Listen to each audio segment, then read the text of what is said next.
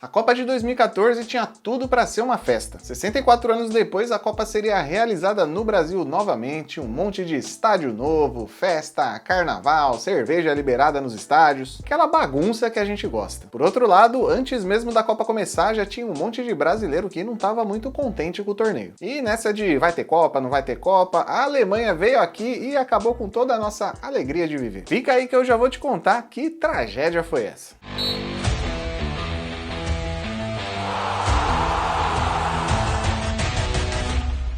Infelizmente, chegou o dia da gente falar da Copa de 2014. Sei lá se tem alguém animado pra relembrar disso, mas enfim, a nossa série sobre Copas do Mundo não pode parar. Aliás, se você perdeu os vídeos anteriores dessa série, é só clicar aqui no card pra acompanhar a playlist toda. A escolha do Brasil como sede foi anunciada em 2007, ou seja, 7 anos antes da Copa começar. Mas se tratando de Brasil, é óbvio que tudo ficou pra última hora, né? Além disso, teve denúncias de corrupção, superfaturamento de obras, promessas não cumpridas, enfim, aquele suco de Brasil que a gente conhece bem. 12 cidades foram escolhidas para serem sedes e 5 estádios foram construídos do zero, para aumentar um pouquinho mais a gastança de dinheiro que já não estava sendo pouca. Só para você ter uma ideia, o estádio Mané Garrincha, em Brasília, custou mais de R$1 bilhão para ficar pronto. O total gasto nos 12 estádios foi mais de R$8 bilhões, sendo que essa dívida até hoje não foi quitada integralmente. A abertura da Copa seria realizada no estádio do Morumbi, que seria reformado para a Copa e depois utilizado pelo São Paulo. Por brigas políticas do mundo do futebol, as famosas picuinhas,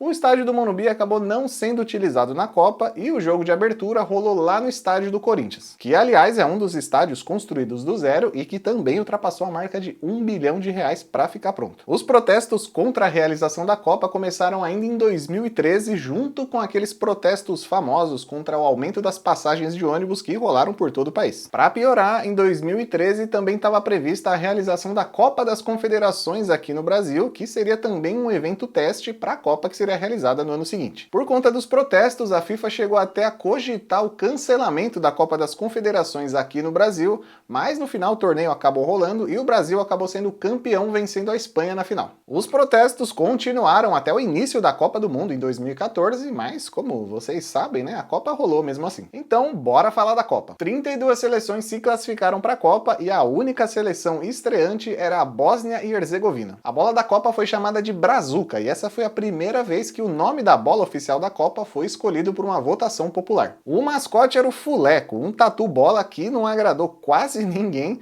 e que na vinheta da Copa de 2022 no Catar ficou jogado num canto ali. Acho que ele ficou traumatizado com a Copa de 2014 e acabou virando meme. O Brasil, por ser o país sede, já estava classificado automaticamente e faria o jogo de estreia contra a Croácia. E logo na estreia já começaram a aparecer sinais de que as coisas não seriam boas pra gente. Logo aos 11 minutos, o lateral Marcelo fez um gol contra. O primeiro gol contra da história das Copas da seleção brasileira. Tudo bem que o Brasil virou o jogo para 3-1 no final, mas de qualquer forma não começou legal não, né? Além do primeiro gol contra do Brasil na história das Copas, essa partida também teve outro marco. Foi a primeira vez que o spray foi utilizado para demarcar o local da falta e também onde a barreira tinha que ficar na cobrança das faltas. Outra novidade era a tecnologia chamada Goal Line, que avisava o juiz se a bola tinha ultrapassado a linha do gol ou não. No jogo entre Brasil e Croácia, essa novidade do Goal Line não foi utilizada. Ela só foi aparecer no jogo entre França e Honduras para validar o segundo gol da França na partida. Outra curiosidade da fase de grupos foi o fato de 3 seleções campeãs mundiais terem sido eliminadas ainda na primeira fase. Espanha, Itália e Inglaterra voltaram para casa mais cedo. E o caso da Itália e da Inglaterra foi ainda pior. As duas seleções caíram no grupo D, ao lado de Costa Rica e Uruguai. Ou seja, a Itália e a Inglaterra eram as favoritas do grupo para se classificar. Porém, para surpresa de todo mundo, a Costa Rica foi a líder do grupo e o Uruguai foi o segundo lugar. Então, Costa Rica e Uruguai se classificaram e Itália e Inglaterra foram eliminadas. O zagueiro italiano Chiellini, além de voltar para casa mais cedo, ainda voltou com uma mordida no ombro. O atacante uruguaio Luis Soares meteu uma mordidona ali no ombro do Chiellini num lance em que a bola nem estava sendo disputada. Foi assim um lance bizarro. O árbitro nem viu esse lance e acabou ficando por isso mesmo. mesmo, já que na Copa de 2014 o VAR ainda nem era utilizado. Mas depois da Copa, a FIFA aplicou uma punição no Suárez. 9 jogos de suspensão da seleção uruguaia e 4 meses suspenso de qualquer atividade relacionada ao futebol. A punição pode até parecer alta, mas o caso é que o Suárez já era reincidente nas mordidas. Um ano antes, jogando pelo Liverpool, o Suárez já tinha dado uma mordida num jogador do Chelsea durante um jogo pelo campeonato inglês. E em 2010, o vampiro uruguaio atacou de novo e tascou outra mordida ali quando ele jogava pelo Ajax da Holanda num clássico contra o PSV. Saindo do assunto mordidas para o assunto recordes, no grupo C, na última rodada, a Colômbia já estava classificada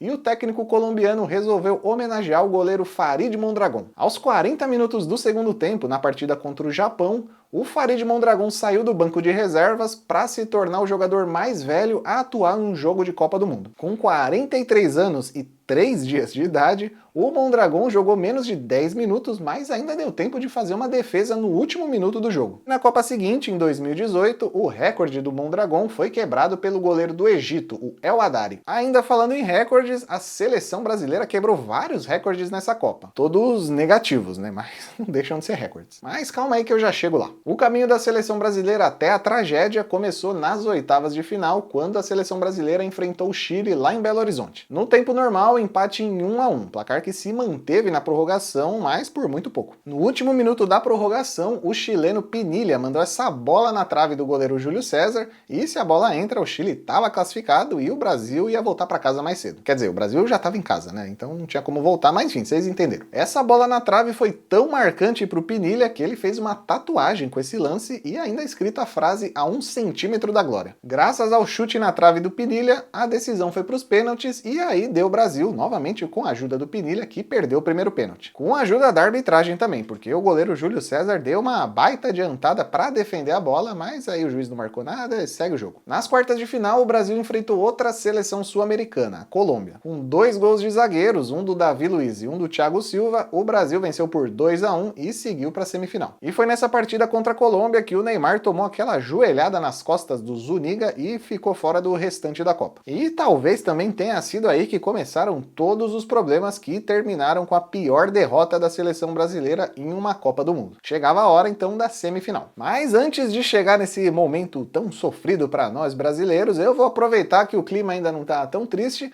e vou pedir para você curtir esse vídeo se você tá gostando e também se inscrever no canal caso você ainda não seja inscrito. É rapidinho, 2 cliques e aí você ajuda bastante o canal.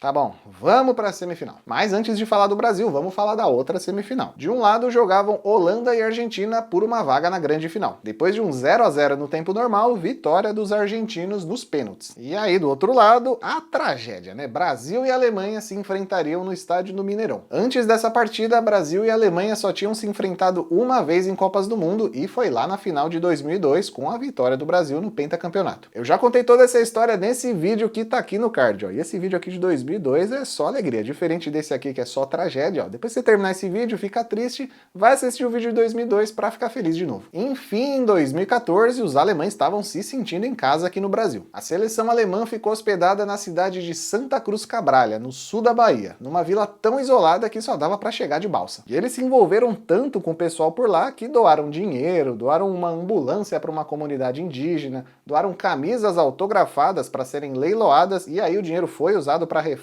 de uma escola. Olha, palmas para a Alemanha, mandaram bem nisso aí, hein? Nisso, porque no futebol não precisava ter feito 7 gols, né? O atacante Lucas Podolski foi um dos que mais se divertiu pelo Brasil. Tirou foto com a camisa do Flamengo, tirou foto com a taça da Libertadores do Grêmio, tirou foto na praia e até chegou a tuitar que estava se sentindo tão brasileiro que já tinha virado até um noveleiro. Desse jeito até que dá para relevar um pouquinho e nem ficar com tanta raiva dos alemães por terem feito 7 gols na gente, né? Foi tanto gol que aos 29 minutos do primeiro tempo o placar já estava marcando 5-0 para a Alemanha. Para piorar as coisas do nosso lado, se é que já não estava ruim o bastante, o segundo gol alemão foi marcado pelo Miroslav Klose. Com esse gol, o Klose chegou a 16 gols em Copas do Mundo, superando o recorde que era do Ronaldo Fenômeno, que tinha 15 gols. Com o jogo 5-0, uma virada seria impossível, né? Então o jeito era tentar não tomar mais gols. Mas não foi o que aconteceu, né? Aos 24 do segundo tempo, o 6º gol e aos 34, o 7º. Só aos 40 55 do segundo tempo, o jogo quase acabando, é que o Brasil foi e conseguiu seu gol de honra com o Oscar. 7-1 para a Alemanha. E aí começam os nossos recordes negativos. A pior derrota da história da seleção brasileira, o maior placar em uma semifinal de Copa do Mundo e o pior resultado de um país sede na história das Copas. Uma tragédia completa que nem o mais pessimista dos brasileiros iria imaginar. Para completar a desgraça, o Brasil ainda tomou 3-0 da Holanda na decisão do terceiro lugar e finalizou a Copa de uma maneira completamente desastrosa, com 11 gols marcados e 14 sofridos. A Alemanha e a Argentina fizeram a final da Copa de 2014 no dia 13 de julho no estádio do Maracanã. E os alemães fizeram tanto gol no Brasil que não sobrou nenhum para a final. No tempo normal, 0-0. O gol do título alemão só foi sair na prorrogação com o Mario Götze, aos 8 minutos do segundo tempo. Com o tetracampeonato, a Alemanha se tornou a única seleção europeia a vencer uma Copa do Mundo nas Américas. Para a seleção brasileira, só restava juntar os trapos e pensar na próxima Copa do Mundo, que seria em 2018 na Rússia e que será o tema do próximo vídeo dessa série. Então já se prepara, já se inscreve aqui no canal, ativa o sininho para ser notificado sempre que sair vídeo novo por aqui